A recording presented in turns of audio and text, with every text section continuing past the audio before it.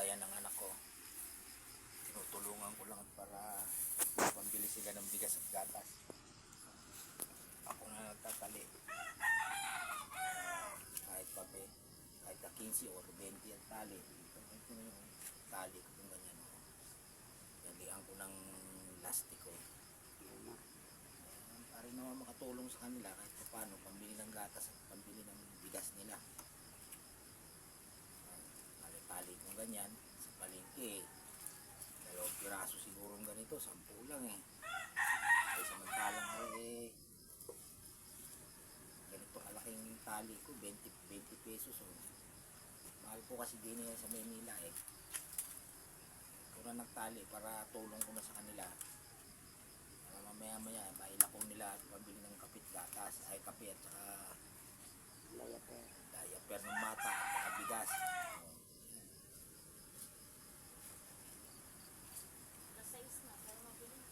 Maano pa naman ang panahon ngayon, malamig pati ang panahon eh.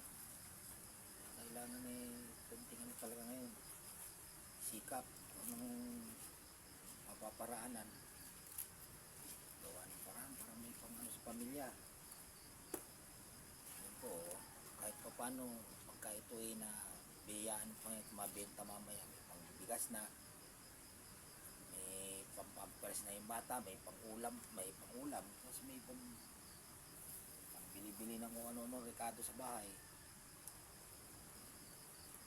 Yung bagay din pong ganito, tayo mahirap gawa ng paraan, sa mabuting paraan, basta magsipag lang. Tulad niya 20 pesos, pag pumunta ka sa palengke, 2 piraso siguro, malalaki naman po ito eh, malaking buto. Saka presko, sariwa, sa English sariwa, kung sa Tagalog eh ano tawag doon sa Tagalog po basta presko tsaka sariwa, yun, parehas na yun. Ayan po, may sobra pang 3, ibig sabihin ng 3, I love you. Di may ubos lahat mamaya ito pag tininda mamaya nila ko. Ayan po. Ako nung araw hindi ako nahiyang tinda nito doon po sa lugar ng Boni Market.